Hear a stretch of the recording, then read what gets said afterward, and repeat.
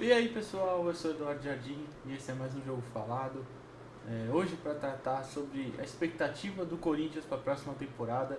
Corinthians que efetivou não, contratou, né, Fernando Lázaro, já que é um outro cargo, o cargo de técnico, ele que era analista de desempenho, vai ser agora o treinador principal da equipe em 2023, né, com a saída do Vitor Pereira. E está se movimentando no mercado, perdeu algumas peças, confirmou a volta do Romero, manteve também o Yuri Alberto em definitivo, e enfim, a torcida espera um pouquinho mais, de repente chega alguma peça ou outra a mais, que o Duílio ainda também não falou nada, está mantendo as negociações em segredo como é padrão, enfim, mas vamos lá.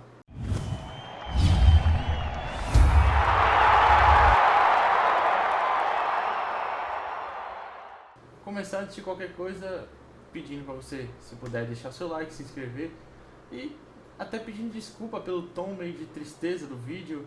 O vídeo tá saindo, eu tô regravando, né? Na verdade já tinha sido gravado, já estava programado para sair no dia 30, mas ontem, no dia 29, infelizmente faleceu o Rei Pelé, né? Então eu regravei de novo para ter alguma oportunidade de dizer só que a gente perde, né, o maior atleta do Brasil, da história do Brasil, o maior jogador de futebol da história, enfim, e que ele vá em paz, a família toda tenha todo o conforto possível. E só para ficar aqui uma pequena homenagem mesmo, por isso que também o tom do vídeo é um pouquinho mais de tristeza, mas enfim, vamos lá, falando do Corinthians. O Corinthians trouxe de volta Angel Romero, como eu já falei, trouxe o Matheus Bidu para a lateral esquerda, né, inicialmente por empréstimo. Se atingir uma certa meta de partidas, o Corinthians tem que comprar o restante dele, né, junto ao Guarani, que eu acho que é uma boa opção para lateral já, também já vou dar minha opinião sobre isso. O Romero eu não traria de volta, eu acho que é um jogador limitado, eu entendo, a torcida gosta dele pela raça e tal, ele é, se eu não me engano, é o terceiro maior artilheiro, né, da história da Arena, mas enfim, eu acho que é um cara que, por exemplo, com a volta do Mantuan, é um cara que com certeza vai ser reserva. E aí entre ele e de repente desenvolver o Adson ou dar mais oportunidade para o Gustavo Mosquito, eu preferia os dois. Mas enfim, o Matheus Bidu acho uma boa contratação, ainda mais com a venda do Piton para o Vasco. Acho que ele chega ali para ser uma boa alternativa de um lateral que consegue talvez defender um pouco melhor que o Fábio Santos e aguentar longos períodos assim de uma temporada. O Fábio já tem uma certa idade, né? É um lateral ofensivamente melhor o Fábio, mas enfim, não vai aguentar a temporada inteira, é normal. E manteve o Yuri Alberto na negociação, o Duqueiroz vai ficar até o meio do ano, depois ele vai para a Rússia, o Robert Renan, que foi o outro envolvido, já vai agora, né? Nem vai começar a temporada no Corinthians, e o Yuri fica em definitivo. O Mantuan está lá no Zenit, mas o Zenit ainda tem um empréstimo até o meio do ano. No meio do ano, se quiser comprar ele, pode comprar. Se não, ele volta para o Corinthians. Tem que desembolsar, se não me engano, o Zenit precisaria desembolsar 10 milhões de euros. É um ótimo reforço. Acho que o Mantuan, para o nível do Brasil, é uma peça muito boa mesmo.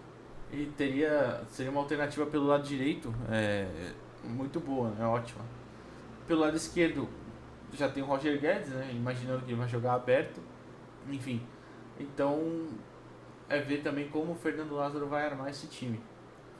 Provavelmente vou passar na tela agora. Eu imagino que vai ser nessa escalação, tá o Maicon e o Juliano junto, porque eu imagino que vai jogar só um dos dois e o Renato vai ser sempre esse cara que vai variar ali de como segundo homem de meio de campo para meia. Em certos momentos acredito também que jogue o Paulinho e talvez saia um deles, enfim. Aí vai ver também a questão física, né? Porque o Paulinho já não é mais o mesmo, ele já vem de uma lesão grave. Renato Augusto também já é um cara de um pouco mais de idade, enfim. O Duqueiroz, que é o motorzinho desse time, vai ser aproveitado no começo, claro, no começo do ano, mas depois vai embora, então vai ter que ser ajustado também a forma como esse time atua sob o comando do Lázaro. O Lázaro, que é um cara que gosta, nas poucas partidas que ele assumiu o Corinthians, ele utilizou um 4-3-3, um 4-2-3-1, mas sempre com 3 jogadores ali no meio de campo. E o Renato foi um deles, inclusive, o Paulinho jogou junto, enfim. Então, provavelmente, imagino que vão ser essas alternativas ali. A defesa do Corinthians eu acho uma defesa bem forte, com o Gil, o Balbuena, o Bruno Mendes como opção. Perdeu o Raul Gustavo também, né? O Raul Gustavo tá indo pro Bahia. Esse aí que eu já não entendo.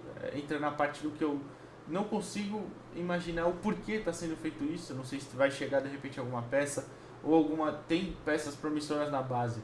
De repente o Corinthians está contando com a ascensão de mais um deles, mas enfim, eu não teria feito. Eu teria mantido ou o Robert Renan ou o Raul Gustavo, mas também tem aquela história do gol ser caro, né? O gol custa caro. Muito se fala nessa frase. Para manter o Yuri Alberto teve que ter uma peça a mais, um dinheiro a mais, né? Então acho que também dá para entender esse lado, mas eu acho que as movimentações do mercado poderiam ser melhores.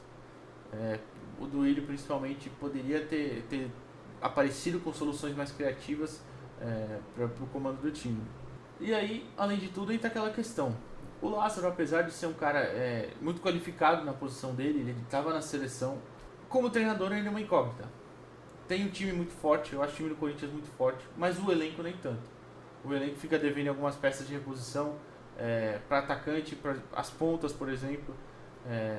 Enfim, para lateral também, acho o Rafael Ramos um pouco abaixo do Fagner.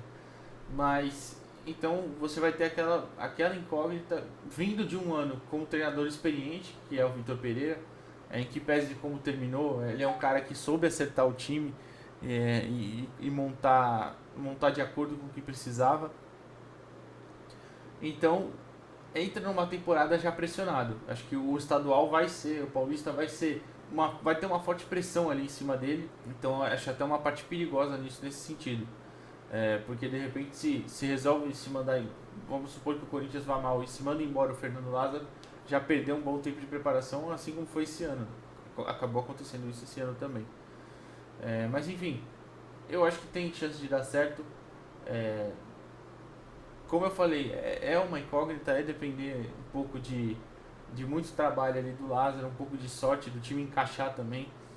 Mas é uma estratégia perigosa, isso é fato, uma estratégia perigosa, ainda mais quando você vem de um ano, como eu estou falando, de um ano de cobranças da torcida, um título perdido nos pênaltis na Copa do Brasil, a torcida em cima com os rivais ganhando, os rivais que eu digo principalmente Flamengo e Palmeiras, mas Palmeiras principalmente, né? Em relação aos rivais de São Paulo, o Palmeiras está bem acima e a conta chega, né? A conta da cobrança que eu digo da torcida, o que é absolutamente normal. Aí é questão da diretoria saber lidar com isso.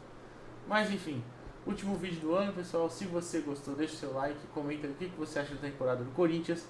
Muito obrigado por acompanhar a gente esse ano e valeu!